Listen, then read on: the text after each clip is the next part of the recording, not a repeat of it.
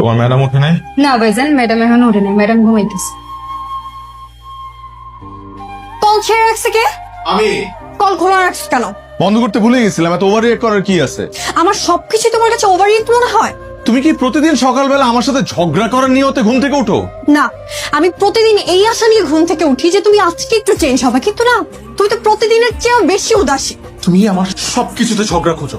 না জয়, আমি ভালোবাসা খুঁজি, তুমি দাও না, তাই তোমার কাছে সবকিছু ঝগড়ার মতো কানে লাগে। তোমার ডিসিশন কি ফাইনাল? হ্যাঁ ফাইনাল। আমরা কি আরেকটা বার ভাবতে পারি না? না, ভাবতে পারি না, কারণ আমাদের আর কোনো কিছুতে অ্যাডজাস্ট হচ্ছে। কিন্তু এভাবে আলাদা হয়ে গেলে মানুষজন কি বলবে?